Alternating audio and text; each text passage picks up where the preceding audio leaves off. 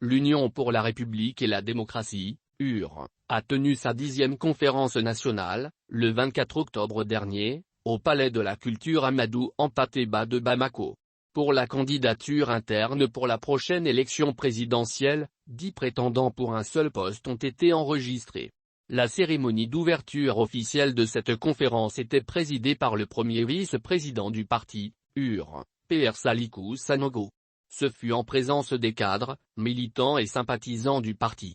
L'on notait également la présence des représentants des partis alliés et amis.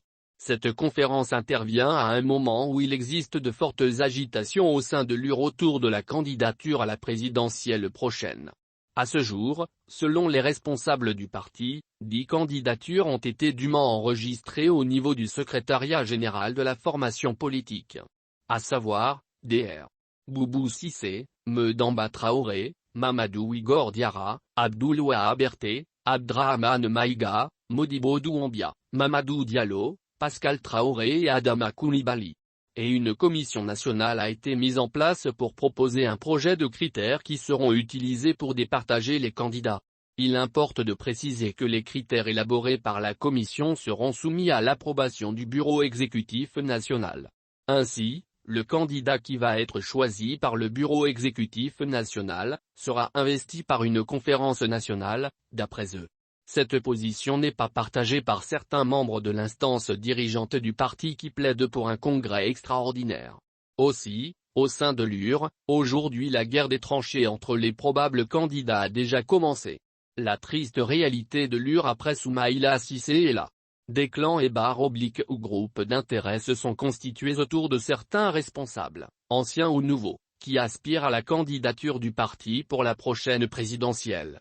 En effet, la disparition de Soumaïla Cissé, le 25 décembre 2020, a rebattu les cartes au sein de l'Union pour la République et la démocratie, UR, et le parti est tiraillé entre anciens et nouveaux militants.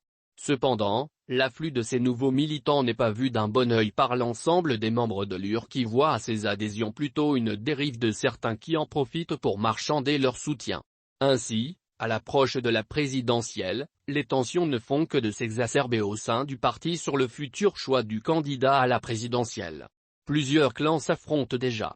La situation actuelle au sein de l'UR n'est que le résultat d'une longue lutte d'influence pour le leadership du parti, bataille qui s'est enclenchée depuis des mois.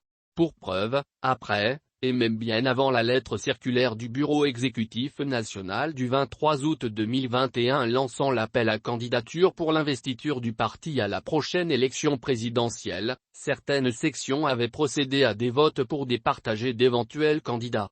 Le nombre de candidats, avec des clans déclarés au sein du parti de l'ex-chef de file de l'opposition, laisse planer le risque de fracture interne à l'UR, même au-delà du processus de désignation de son candidat. Alors, la question qui se pose est celle de savoir si le parti de Soumis le champion s'achemine-t-il vers une implosion? Ou ses responsables arriveront-ils à faire preuve de sagesse et de responsabilité pour trouver un consensus? Nous y reviendrons.